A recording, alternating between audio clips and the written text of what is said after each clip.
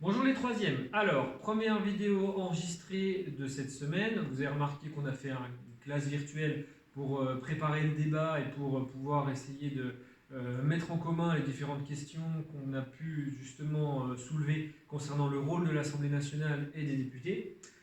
Dans ces cours virtuels, on a déjà évoqué des choses qu'on va maintenant voir avec la correction de la fiche activité que je vous avais demandé de faire pour ce vendredi. Donc une vidéo assez courte, on va juste avoir la correction de la fiche. Normalement, tout était trouvable sur le site de l'Assemblée nationale. Et puis je vous donnerai également dans un deuxième temps le travail à faire, c'est-à-dire pour la rentrée. Alors je ne vais pas vous donner ici les consignes concernant la séquence bonus, qui sera une séquence d'enseignement moral et civique également, que vous aurez la possibilité de travailler si vous le souhaitez en plus, mais qui donc fera l'objet d'une explication et de vidéos spécifiques. Là, on va considérer que c'est le cours habituel. Donc à la fin de la vidéo, c'est les consignes qui vont concerner cette fois-ci le travail de la rentrée. Alors, on y va. Donc, on commence du coup par la première partie, je vous l'ai dit, la correction, et puis ensuite le travail que je vous donnerai tout à l'heure. Alors, avoir le diaporama, ce n'est pas forcément nécessaire ici, il faut surtout avoir la fiche activité, c'est vraiment le plus important. Alors, vous aviez plusieurs choses. Déjà sur la partie 1, je ne vais pas donner de correction en soi, puisque vous aviez chacun la possibilité de choisir 5 députés parmi l'ensemble des 577 qui sont aujourd'hui présents dans l'Assemblée nationale. Il serait donc illusoire de vouloir représenter les 577.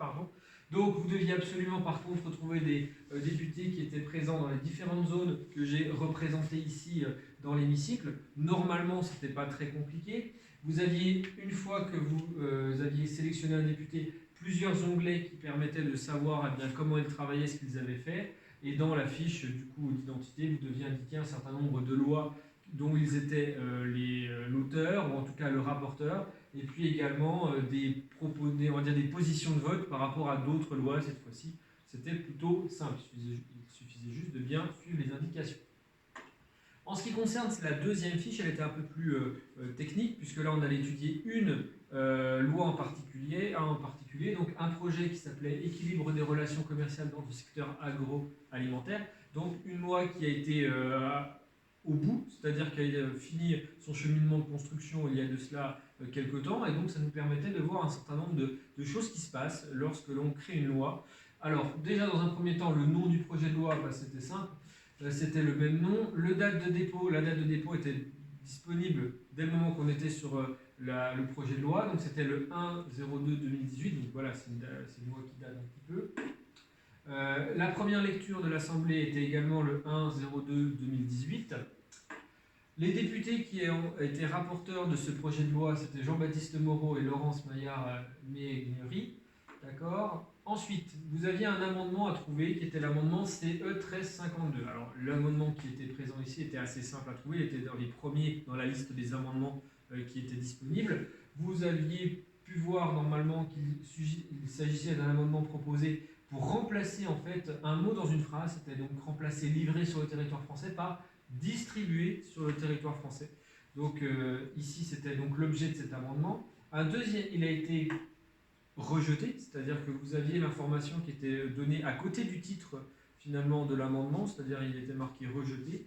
Le deuxième amendement était CE 2090, un peu plus compliqué à trouver puisqu'il était dans une autre page. Il fallait mieux refaire un tri pour essayer de les prendre d'ordre chronologique, ça permettait de le retrouver plus facilement. Il s'agissait cette fois-ci toujours d'un changement de phrase, c'est-à-dire à l'alinéa 9, substituer au mot chaque ordonnance les mots l'ordonnance. Donc cette fois-ci, par contre, on avait une adoption de l'amendement. Ensuite, si on continue, on avait du coup, grâce à ces deux exemples, à définir ce qu'est un amendement. C'est assez simple finalement, c'est tout simplement une proposition de modification du texte de loi originel. Et donc, c'est ce que j'ai mis ici. Donc, un amendement est une proposition de modification d'une partie d'un projet ou d'une proposition de loi. Donc, un amendement est possible sur un projet de loi, c'est-à-dire ce qui est donc travaillé en priorité, on va dire en premier à l'Assemblée nationale. Si par contre vous avez un texte qui est proposé en premier au Sénat, on appelle ça une proposition de loi. Voilà, c'est une différence, on va dire, de vocabulaire qui permet tout de suite de savoir d'où vient la source de la loi.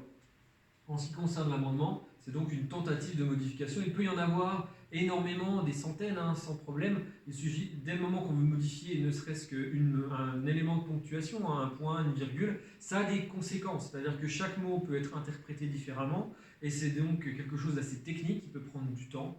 Et c'est quelque chose qu'on retrouve dans toutes les lois. Quasiment aucune loi passe comme ça sans avoir eu derrière des propositions d'amendement qui soient proposées.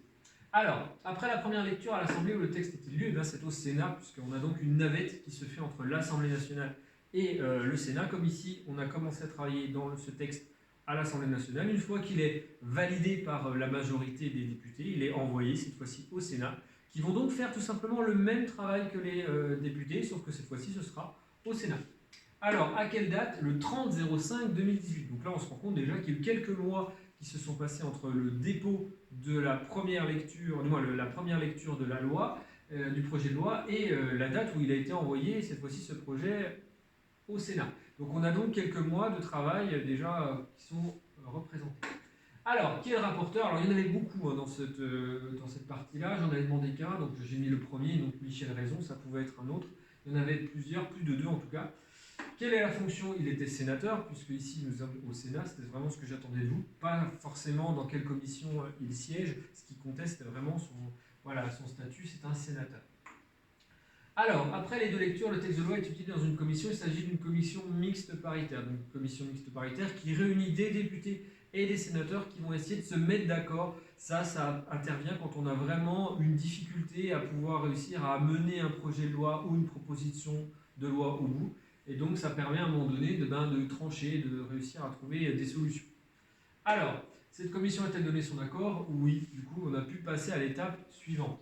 Alors, on a le Conseil constitutionnel qui est consulté par rapport à ce projet de loi.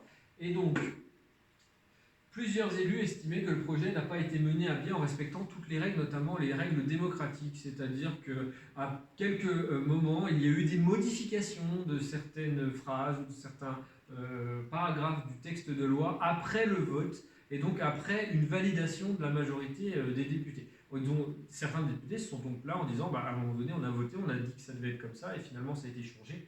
Donc ils ont saisi le Conseil constitutionnel donc, pour pouvoir justement essayer de vérifier si on a bien respecté la règle démocratique.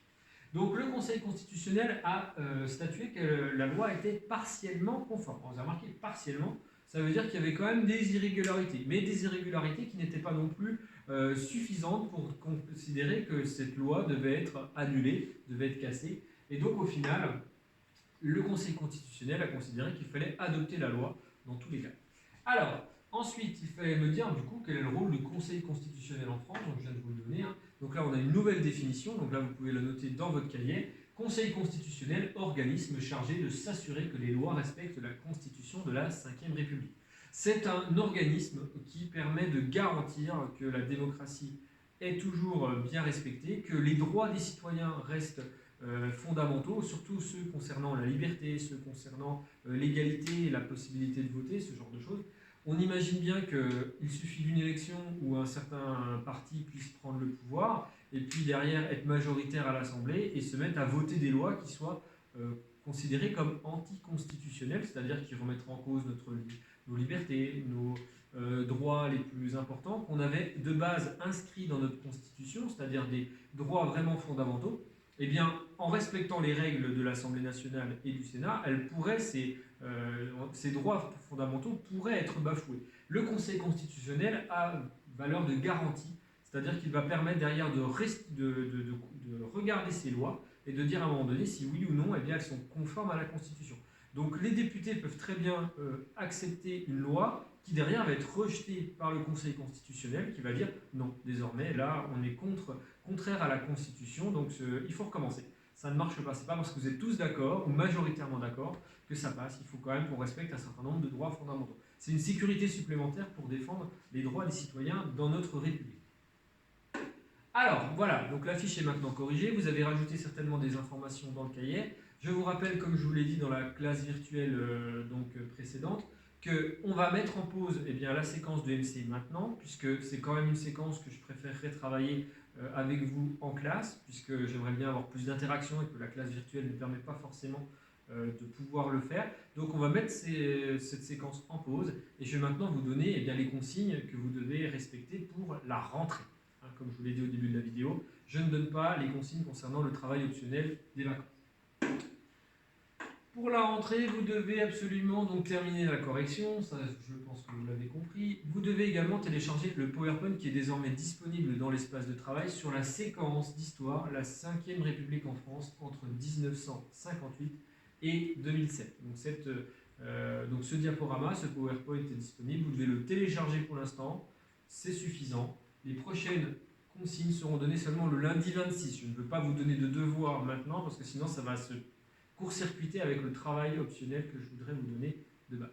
Voilà. Donc, en attendant, on va passer de bonnes vacances et puis on se retrouve bientôt.